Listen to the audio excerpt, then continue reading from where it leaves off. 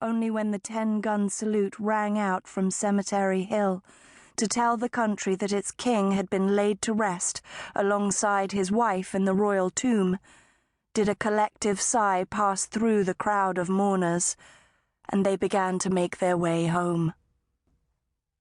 "If we hurry," said the woman as the crowd dispersed, "we can get the bus at 1:15, and I don't care what you say. With all the misery she's had to bear, it's a blessing the little one still has her uncle.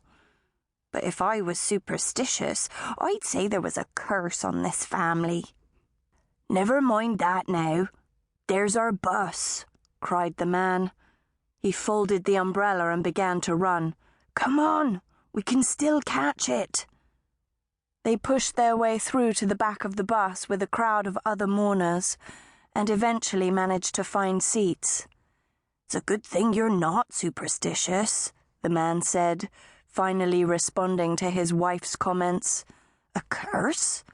We're not living in a fairy tale.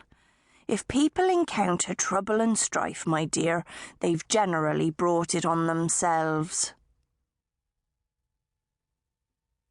"Milena," said Norlin. He had insisted that he and the princess should travel back to the palace together in the royal limousine. "Milena, what can I do to comfort you?"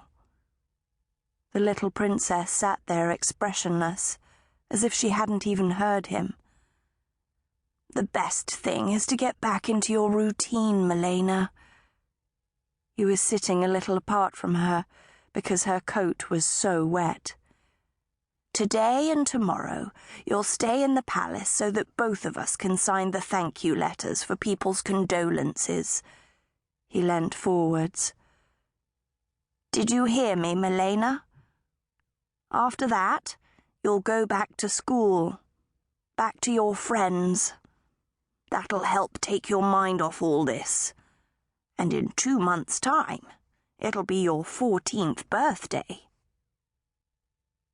Slowly, very slowly, Milena looked up. It still seemed as if she hadn't heard him, but then, without saying a word, she nodded her head.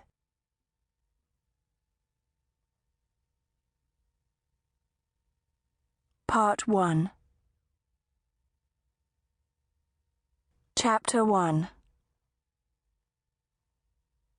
The sun disappeared behind a cloud, and the two girls on the patio could feel the coolness as evening approached.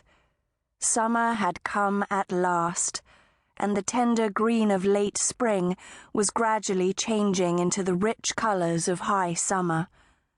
For the first time this year, they had done their homework in the garden, and now Bee gathered her pencils together in a single sweep.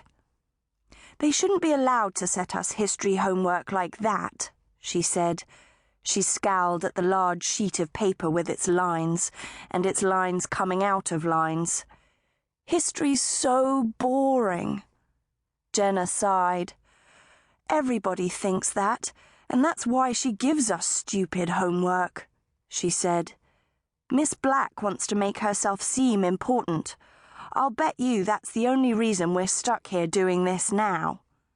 "Anyway, I'm getting cold," said Bee. "And that means goodbye to the family tree, and she can moan as much as she likes tomorrow. I'm going inside, and I'm not going to do any more." Jenna looked thoughtfully at her sheet of paper. Then she rolled it up and fastened it with a rubber band. "Maybe I'll ask my mother about it," she said. "There's hardly anything on mine at all."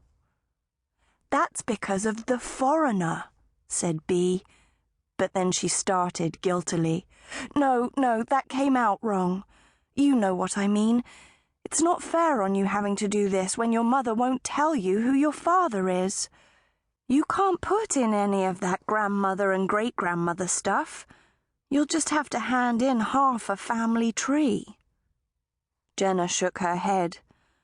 "My mother's side's not much better," she said. "I don't know much about them either." Bee's mother poked her head.